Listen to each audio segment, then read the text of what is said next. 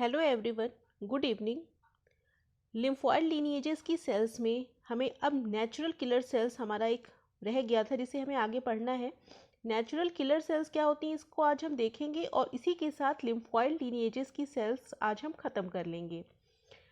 B और T lymphocyte हम पहले पढ़ चुके हैं, एक यही नेचुरल किलर सेल्स ही रह गई हैं जो लिम्फोइड लीनिएजेस की सेल्स हैं। ठीक है, तो चलिए स्टार्ट करते हैं नेचुरल किलर सेल्स।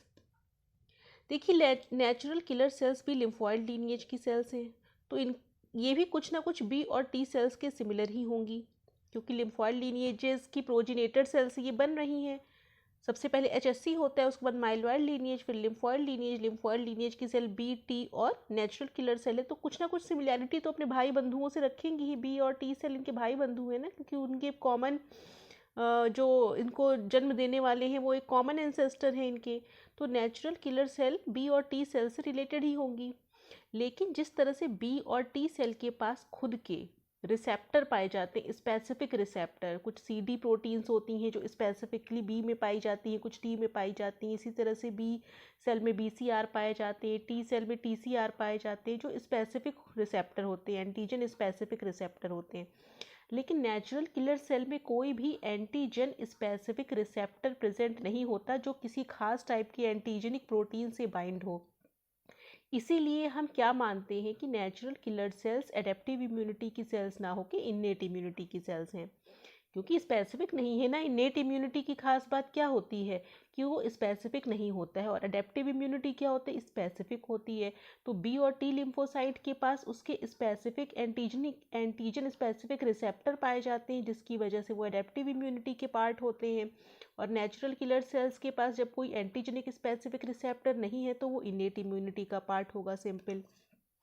लेकिन तब भी इनके सरफेस पे कुछ प्रोटीन मार्कर पाए जाते हैं, जैसे NK1.1, और नेचुरल किलर सेल के अंदर साइटोटॉक्सिक ग्रेन्यूल्स भी प्रेजेंट रहते हैं। ठीक है, लार्ज ग्रेन्यूल्स, साइटोटॉक्सिक ग्रेन्यूल्स इनके अंदर प्रेजेंट रहते हैं। जैसे अगर हम नेचुरल किलर सेल को ड्रॉ करें तो ये नेचुरल किलर सेल है, इसके अंदर एक साइटोटॉक्सिक ग्रेन्यूल है, इसका कहीं एक न्यूक्लियस होगा। ठीक है, और इसके रिसेप्टर्स होंगे सरफेस पे। तो एक रिसेप्टर स्पेसिफिक जो है इसका NK1.1, लेकिन ये एंटीजेनिक स्पेसिफिक नहीं है, एंटीजन स्पेसिफिक नहीं है, इस सेल के स्पेसिफिक है, जो केवल इसी सेल पे पाया जाता है। लेकिन किसी खास टाइप के एंटीजन से बाइंड करने की इसकी टेंडेंसी नहीं होती है। ठीक है, उसके बाद देखिए 5 to 10% of circulating lymphocytes natural killer sales होती हैं। मतलब नेचुरल किलर सेल कितने अमाउंट में प्रेजेंट होती हैं, ये 5 to 10% होती हैं टोटल लिम्फोसाइट का। ठीक है, अब देखिए नेक्स्ट क्या है, efficient cell killers and attack a variety of abnormal cell, tumour cell, virus infected cell. अब देखिए होता क्या है कि जो जो टी सेल्स होती है उसमें एक खास वैरायटी मैंने बताया था आपको, TC cells virus infected cell और ट्यूमर सेल को किल कर रही थी, हम बात पहले कर चुके हैं। लेकिन क्या होता है कि TC cell virus infected cell या ट्यूमर सेल को किल करे, इसके लिए उसको पहले एक्टिवेट होना पड़ेगा ना, उसको एंटीजन के साथ बाइंड करना पड़ेगा, उसमें कुछ प्रोसेसिंग होगी, उसके बाद वो टीसी सेल बनाएगी, CD8+ सेल पहले रहेगी वो, उसके बाद वो टीसी सेल बनाएगी, एक्टिवेट होगी, तब जाके वो किल कर पाएगी जिसको भी उसे किल करना है। लेकिन नेचुरल किलर सेल को किसी भी इंडक्शन या किसी भी एक्टिवेशन की ज़रूरत नहीं पड़ती, कोई सिग्नल की ज़रूरत नहीं पड़ती है, डायरेक्ट जाके किल करने का काम कर देती हैं अपना।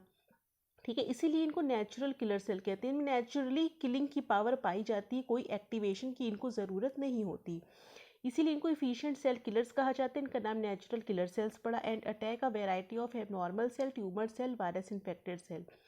They recognize absence of class MHC1 on cell surface that is down regulated during tumor infection and virus infection। अब देखिए क्या होता है, जब हमारी बॉडी में वायरस का इन्फेक्शन हो जाता है या कोई सेल ट्यूमर सेल में चेंज हो जाती है या एबनॉर्मल सेल कोई हो गई, ठीक है, तो जब ये कोई ना कोई एबनॉर्मल सेल जब बॉडी में आ जाती है तो क्या होता है, उसके सेल सरफेस पे MHC1 का एक्सप्रेशन क्या होता है, डाउन रेगुलेट होने लग जाता है। ये मान लीजिए MHC1 था, हमने MHC1 के बारे में पहले ही बता दिया है कि ये सारी की सारी न्यूक्लिएटेड सेल में प्रेजेंट होगा ही होगा सेल के। ठीक है, तो बॉडी के सारे न्यूक्लिएटेड सेल में MHC1 प्रेजेंट है। इसका मतलब क्या हुआ कि MHC1 अगर प्रेजेंट है सेल की सरफेस पे तो वो सेल हमारी बॉडी की खुद की सेल है, इससे ये साबित हो जाएगा। लेकिन किसी कारण से अगर ये MHC1 का एक्सप्रेशन ख़त्म हो गया या एकदम कम हो गया तो अब एक ये सेल ऐसी बन जाएगी, नॉर्मल मतलब इस तरह से एबनॉर्मल सेल बन जाएगी, क्योंकि नॉर्मल सेल के तो ऊपर MHC1 होना ही चाहिए, नहीं है तो ये एबनॉर्मल सेल बन जाएगी। तो नेचुरल किलर सेल के पास क्या होता है, एक MHC1 इनहिबिटरी रिसेप्टर होता है, ठीक है। नेचुरल किलर सेल के पास एक MHC1 इनहिबिटरी रिसेप्टर होता है। तो ये क्या करता क्या है, ये सर्कुलेट होते हुए नॉर्मल सेल के जब कांटेक्ट में आती हैं तो देखती हैं MHC1 का एक्सप्रेशन है, तो कहती है कि हाँ मतलब सब कुछ ठीक ठाक है, ये सेल जो है ओके है। लेकिन मान लीजिए ये नेचुरल किलर सेल किसी एबनॉर्मल सेल के संपर्क में आए। एबनॉर्मल सेल कौन सी होगी, वायरस इन्फेक्टेड सेल या ट्यूमर सेल। तो जब इसके कांटेक्ट में आती है तो उसमें देखती है कि MHC1 का एक्सप्रेशन है ही नहीं, क्योंकि वो एबनॉर्मल सेल हो गई, तो MHC1 डाउन रेगुलेट हो गया या उसका एक्सप्रेशन खत्म हो गया उसमें। तो क्या करता है जो MHC1 इनहिबिटरी रिसेप्टर, इसको क्या इस MHC1 को इसमें देख ही नहीं पाता, तो क्या करती है ये तुरंत नेचुरल किलर सेल इस सेल को किल कर देती हैं। मतलब वो समझ जाती है कि ये बॉडी की सेल नहीं है या बॉडी के लिए कहीं ना कहीं हानिकारक सेल है, इसको हटाना बहुत ज़रूरी है। तो ये उसको क्या करती, किल कर देती। किल कैसे करती हैं, इनके पास साइटोटॉक्सिक ग्रैन्यूल्स होते हैं, पहले ही बता चुके हैं। ये साइटोटॉक्सिक ग्रैन्यूल्स को बाहर रिलीज कर देती हैं। ये साइटोटॉक्सिक ग्रैन्यूल्स करते क्या है, इस सेल में कई सारे होल्स, पोर्स क्रिएट करते हैं और उसकी लाइसिस कर देते हैं, सेल की लाइसिस हो जाती है। तो पूरा ये जो सेल है वही पूरी तरीके से डिग्रेड हो जाती है। तो ये नेचुरल किलर सेल, इससे इनका नाम पड़ा हुआ है, ठीक है। तो ये नेचुरल किलर सेल के बारे में और देख लेते हैं क्या है। Natural killer cell also express receptor for Ig, and once the antibodies bring the NK cell in contact with target cell, the NK cell releases its granule and induces cell death. अब क्या होता है, NK cells जो होती हैं उनमें tendency होती है कि वो एंटीबॉडीज़ के FC रीजन जो होता है, एंटीबॉडी का स्ट्रक्चर अगर हम देखें तो एक FAB रीजन होता है, एक FC रीजन होता है नीचे वाला। तो जो नीचे FC रीजन होता है उसके साथ ये बाइंड करने की टेंडेंसी रखती हैं, ठीक है। तो वही लिखा हुआ है, NK cell also express receptor for IG, and once the antibody bring the NK cell in contact with target cell, the NK cell releases its granule and reduces cell death. तो क्या होगा, ये जो नेचुरल किलर सेल्स होंगी उनके पास ऐसा receptor होगा, मान लीजिए कुछ इस टाइप का इनके पास रिसेप्टर्स हैं, ये नेचुरल किलर सेल्स हैं, ठीक है। नेचुरल किलर सेल के पास कुछ रिसेप्टर हैं। अब ये क्या करेंगे, एंटीबॉडी का जो FAB रीजन है उसके साथ ये बाइंड कर जाएंगे, मतलब एंटीबॉडी आएंगी, उनके FAB रीजन जो होंगे वो इस नेचुरल किलर सेल के पास जो रिसेप्टर होंगे उसके साथ बाइंड कर जाएंगे, और एंटीबॉडी नेचुरल किलर सेल को उड़ा के कहाँ ले जाएगी, जहाँ पे साइट ऑफ इन्फेक्शन होगा, जहाँ पे किलिंग की ज़रूरत होगी, सेल की पूरी तरह से डिग्रेड करने की ज़रूरत होगी, वहाँ पे ये एंटीबॉडी इसको घुमा करके ले जाएंगी। पहले इसके साथ बाइंड होगी, फिर इसको ले जाएंगी जहाँ इनकी ज़रूरत होगी, जहाँ किल करने की प्रोसेस ज़रूरी होगी वहाँ पर इनको लेकर के जाएंगी और उस सेल को किल कर देंगी।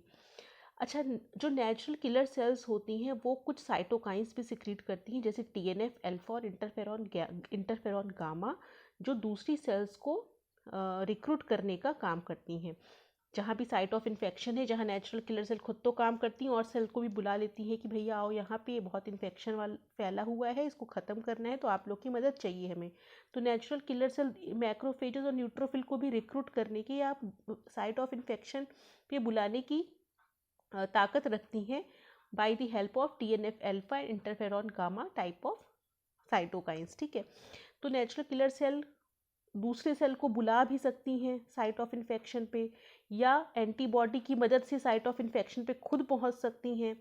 तो क्या होता है, सारी की सारी इम्यून सेल्स आपस में एक दूसरे की हेल्प करती हैं, कोई किसी को बुलाता है, कोई किसी को बुलाता है, सब आपस में मिलजुल के काम करती हैं। ऐसा नहीं है कि कोई एक ही हमेशा एक्टिवेट होकर दूसरे को बुलाएगा, सबके पास इंडिविजुअली ये कैपेबिलिटी होती है या एबिलिटी होती है कि वो दूसरी सेल को, जो भी सेल इन्फेक्शन के कांटेक्ट में आ गई, वो दूसरी सेल को वहाँ पे बुलाने का काम करेगी। उसके लिए या तो कुछ साइटोकाइन सिक्रीट करेगी, या अगर B सेल है एंटीबॉडी बनाई हुई है तो एंटीबॉडीज़ क्या करेंगी, दूसरी सेल्स को बुला करके लेकर आएंगी, FC रिसेप्टर के साथ बाइंड करवा लेंगी उस सेल को और वहाँ पर लेकर के जाएंगी। तो इस तरह से हमारी इम्यूनिटी बॉडी में हमें प्रोवाइड हो पाती है इम्यून सेल्स की मदद से, ठीक है। तो ये नेचुरल किलर सेल्स के बारे में आज इतना ही रखते हैं।